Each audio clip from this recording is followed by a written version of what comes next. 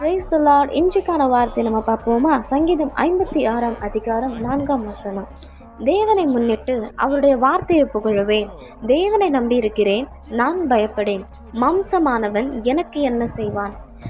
அப்போ தேவனை முன்னிட்டு அவருடைய வார்த்தையை புகழ்வேன் சொல்லிட்டு தாவீது பெலிஸ்தர் அந்த காத்தூரில் அந்த கோலியாத்து மேற்கொள்ளும் பொழுது அவங்க சொல்கிறாங்க. இந்த சங்கீதத்தில் அப்படி தான் சொல்லப்படுது.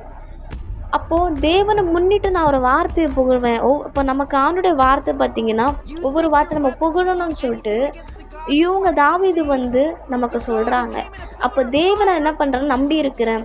அப்போ நம்ம எப்போல்லாம் நம்ம தேவனை நம்பி இருக்கிறோமோ அப்போ தான் நம்ம எப்படி ஏசப்பாவை புகழ்வோம். எப்படி நமக்கு ஒரு நன்மை ஆண்டவர் செய்யும் பொழுது நம்ம துதிக்கிறோமோ அதே மாதிரி நம்ம எல்லா சூழ்நிலையும் ஏசப்பாவை நம்பும் பொழுது நம்ம அவருடைய வார்த்தை ஒவ்வொரு காரியத்தை நம்ம எப்படி இருக்கணும், புகழ்ந்து கொண்டே இருக்கணும்.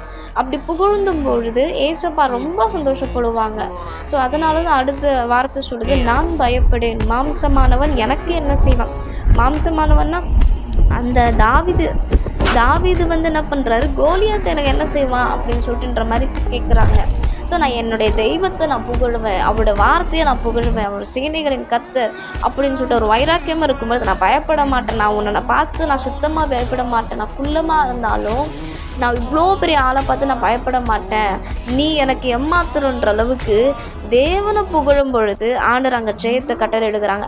அதே போல் நாம் ஒவ்வொரு காரியத்தில் அவரோட வார்த்தையை புகழும் பொழுது பிரச்சனையை கண்டு நமக்கு மாந்திரிகம் செய்கிறாங்க, சூனியம் செய்கிறாங்க, அதை செய்கிறாங்க, இதை செய்கிறாங்கன்னு சொல்லிட்டு நம்ம பயப்படாமல் கர்த்தர் என் பட்சத்தில் இருக்கிறாங்க, நான் பயப்படவே மாட்டேன். மாம்சமானவன் எனக்கு செய்கிறான், அதுக்கு ஏமாத்துறோம், நான் அவரை புகழும் பொழுது கர்த்தர் எனக்காக யுத்தம் பண்ணுவார்னு சொல்லிட்டு நம்ம இந்த நாளை விசுவாசித்து அவரை நம்ம புகழ்ந்து கொண்டே இருக்கும் பொழுது நமக்கு விரோதமாக எழும்புகிற இந்த கோலியாத்து போல எல்லா மாம்சமான காரியங்களை கர்த்தர் நிர்மூலமாக்கி போடுவார். ஸோ இந்த நாள்லையும் நம்ம ஒவ்வொரு காரியத்தில் கர்த்தருடைய வார்த்தை நம்ம புகழணும். அதனால தான் 62 சங்கீதத்தில் கூட 2 வசனத்தில் அவரே என் கண்மலையும் என் ரட்சிப்பும் என் உயர்ந்த அடைக்கலமுமானவர், நான் அதிகமாய் அசைக்கப்படுவதில்லை. ஸோ இதுவும் தாவீதின் சங்கீதம் தான் வேதத்தில் இருக்குது. அப்போ நம்ம ஒவ்வொரு காரியத்திலும் இவர் அதிகமாக வர்ணிக்கிறார். அவர் என் கண்மலை, என் ரட்சிப்பு அவர் தான், என் உயர்ந்த அடைக்கலம் அவன் தான், என்னோடய அரவணைப்பு அவர் தான்ன்ற மாதிரி வேதத்தில் சொல்லப்படுது.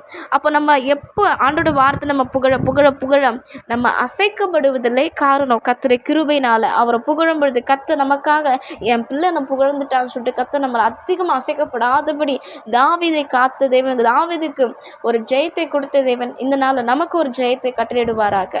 ஸோ அதனால் நம்மளும் இந்த நாளில் தாவீதை போல் கர்த்தருடைய ஒவ்வொரு வார்த்தையும் நம்ம புகழ்ந்து எந்த ஒரு பெலிஸ்தருக்கு இந்த காத்தூரில் இருந்த இந்த கோலியாத்துக்கு போல் எத்தனை பிசாசுகள் வந்தாலும் மனுஷ கிரிகள் இருந்தாலும் நம்ம பயப்படாமல் புகழும் பொழுது கர்த்தர் நம்ம அசைக்கப்பட முடியாத அளவுக்கு நம்முடைய வாழ்க்கையில் பல காரியங்கள் செய்வார். ஸோ இந்த நாளில் நீங்கள் விசுவாசித்து கர்த்தரை புகழ ஆரம்பிங்க. இயேசு கிறிஸ்துவின் நாமத்தில் உங்களை ஒவ்வொருத்தரும் ஆசீர்வதிக்கிறேன். God bless you. ஆமென்.